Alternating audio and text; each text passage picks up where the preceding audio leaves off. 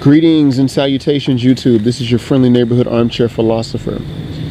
I just got through listening to one YouTuber by the name of Angry Man, aka Valdez, or Valdez, aka the Angry Man. So shout out to him. He was talking about how Donald Trump has been impacting the political race and how they're just digging up a lot of dirt on Trump. And it wasn't what he said about Trump that inspired me to make this video. He said something about this.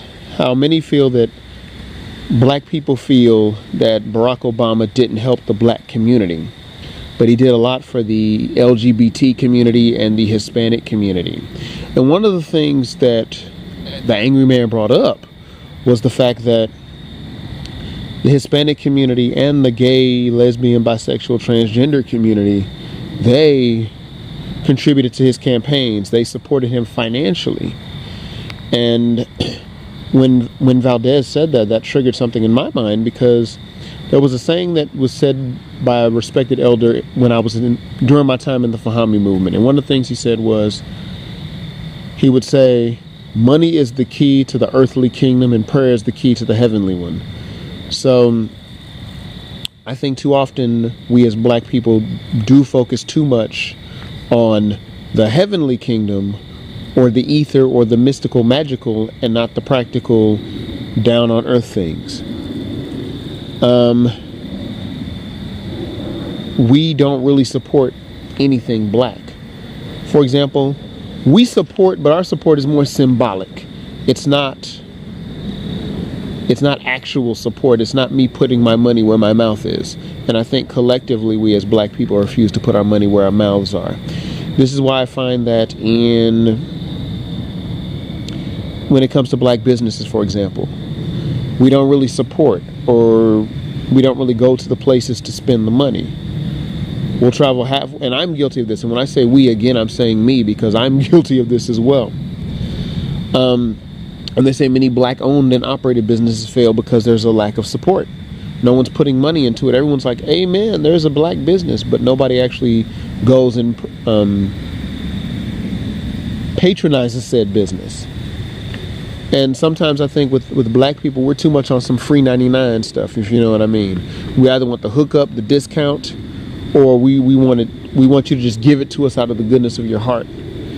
We don't want to part with our money. It seems we want something for nothing, just collectively. And again, this isn't, for those of you who are watching this that aren't black, this isn't, don't use this video as a way to try to score bonus points, to try to say, oh, look, here, this black guy agrees with me about black people. No, that's not where I'm going with this. And there's something I've noticed in my time as a worker in food service. Black customers rarely tip. I get most tips from white customers, brown customers, even customers of red, purple, whatever. But the black always seem to avoid tipping for services. It seems we want to demand, but we bring nothing to the bargaining table. We're just demand, but no actual, I have nothing to offer you on the bargaining table. I'm just demanding. And that can't really help us. We have to bring something to the table collectively. And the thing is that since we didn't contribute to that, and Valdez goes into this example about how, hey, he's got his organization that he's rocking with, and he says he's more than likely going to back up those that have supported him. So going right back into money is the key to the earthly kingdom. It takes money to make things happen. And unfortunately, we think it's a wing, a prayer, or out of the goodness of your heart, you're going to do that. And that's not always the case.